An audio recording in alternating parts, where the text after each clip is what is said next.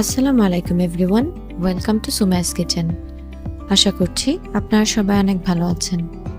পাউরুটি দিয়ে দারুণ স্বাদের এবং খুব সহজ একটা নাস্তার রেসিপি আজকে আমি আপনাদের সাথে শেয়ার করব। আশা করছি রেসিপিটি আপনাদের ভালো লাগবে। চলুন তাহলে আমরা রেসিপিটি দেখে নিই। প্রথমে একটি মিক্সিং বোল নিয়ে নিয়েছি আর এর মধ্যে দিয়ে দিচ্ছি আমি পুরো 1 কাপ পরিমাণ পেঁয়াজ কুচি। আমি 2 ব্রেড দিয়ে বানাবো, তাই আমার 1 কাপ পরিমাণই লাগবে। আপনারা কিন্তু আপনাদের প্রয়োজন অনুযায়ী কমিয়ে বাড়িয়ে নিতে পারেন। এরপরে দিচ্ছি 2টি কাঁচামরিচ কুচি। এবার আমি সামান্য পরিমাণ লবণ দিয়ে এটাকে হাত দিয়ে খুব ভালোভাবে কচলে মেখে নিব। খুব ভালোভাবে মাখতে হবে। এটা মাখাতে মাখাতে কিন্তু এক পর্যায়ে পেঁয়াজটা একদম সফট হয়ে আসবে। এখন আমার মাখা কিন্তু হয়ে গেছে, পেঁয়াজটা এখন অনেকটাই সফট হয়ে গেছে। এবার এর মধ্যে আমি একটি কাঁচা ডিম ভেঙে দিয়ে দিচ্ছি। এবার চামচ দিয়ে ডিমটাকেও আমি পেঁয়াজের মিশ্রণের সাথে মিশিয়ে নিচ্ছি খুব ভালোভাবে।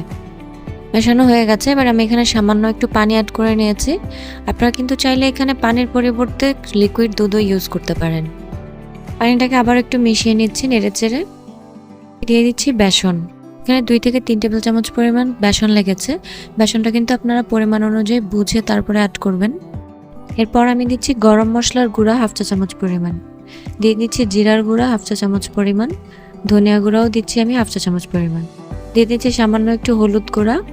মরিচের গুঁড়া দিচ্ছি 1/2 চা চামচ পরিমাণ।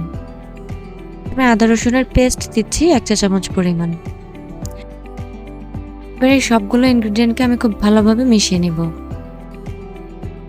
আপনারা এই মিশ্রণটির থিকনেস দেখলেই কিন্তু বুঝতে পারবেন বেসনটা আসলে কতটুকু লাগবে। দেখুন আমার এটা কিন্তু রেডি হয়ে গেছে। এটার থিকনেসটা ঠিক এরকম হবে। আশা করছি আপনারা দেখেই বুঝতে পারছেন। এটা কিন্তু এর থেকে ভারী বা পাতলা করা যাবে না। এর মধ্যে আমি বাকি কাজগুলো করে নিচ্ছি। আমি ব্রেড নিয়ে নিয়েছি 2 স্লাইস। এবারে ব্রেডগুলোকে আমি ছুরির সাহায্যে কোনাকুনি করে কেটে নিচ্ছি। আপনারা কিন্তু চাইলে মাঝখান থেকে সোজাসুজিও কেটে নিতে পারেন বা পছন্দ অনুযায়ী যে কোনো শেপ করে নিতে পারেন। আমি 2টা ব্রেডকে মাঝখান থেকে কোনাকুনি করে কেটে নিচ্ছি।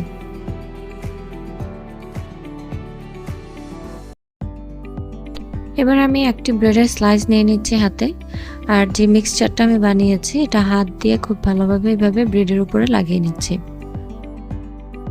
একটু হালকাভাবে প্রেস করে লাগাতে হবে যেন এটা একটু ভালোভাবে সেট হয়ে যায়। এক পাশে লাগানো হয়ে যাওয়ার পর আমি এটাকে উল্টে নিব। উল্টে অপর পাশটা আমি খুব ভালোভাবে লাগিয়ে নিচ্ছি। এবার সাইড থেকেও আমি একটু কোট করে নিচ্ছি। ব্রেডের চারপাশটাই খুব ভালোভাবে ঢেকে দিচ্ছি। এই সেম ওয়েতেই কিন্তু আমি সবগুলো ব্রেড এভাবে প্রিপেয়ার করে নিব। এটা কিন্তু রেডি হয়ে গেছে। এবার এটাকে আমরা ভেজে নিব। আমি প্যানে এক পরিমাণ মতো তেল দিয়ে নিয়েছি। আর তেলটা হালকা গরম হয়ে আসার পরে এখানে আমি ব্রেডের টুকরো দিয়ে দিচ্ছি। চুলার আঁচটা কিন্তু মিডিয়াম টু লোয়ের মাঝামাঝি রেখে ভাজতে হবে। চুলার আঁচ বাড়ানো থাকলে উপর থেকে এটার কালার চলে আসবে ঠিকই, বাট ক্রিস্পিনেসটা কিন্তু একদমই আসবে না। এক পাশ হয়ে যাওয়ার পর আমি এটাকে উল্টে দিচ্ছি। এবার লো হিটে অপর পাশটাকেও আমি ভেজে নিচ্ছি। দেখুন আমার এটা ভাজা কিন্তু হয়ে গিয়েছে। এবার এটাকে আমি চুলা থেকে উঠিয়ে নিচ্ছি।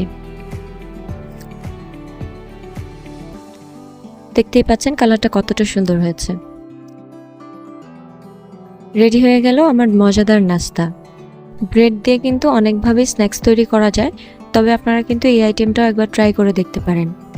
উপর থেকে এটা খেতে দারুণ ক্রিস্পি হয় আর টেস্টটা হয় একেবারেই অন্যরকম। আপনারা চাইলে পছন্দের যে কোনো সস দিয়ে এটাকে সার্ভ করতে পারেন, টেস্টটা আরও কিছুটা বেড়ে যাবে। রেসিপিটি ট্রাই করে থাকলে কিন্তু অবশ্যই কমেন্ট সেকশনে জানাবেন আপনাদের কাছে কেমন লেগেছে। আর আমার চ্যানেলটি এখনও সাবস্ক্রাইব করে না থাকলে সাবস্ক্রাইব করে পাশে থাকা বেল আইকনটা কিন্তু প্রেস করতে একদমই ভুলবেন না। দেখা হবে আবারও নতুন কোনো রেসিপি নিয়ে। আল্লাহ হাফেজ।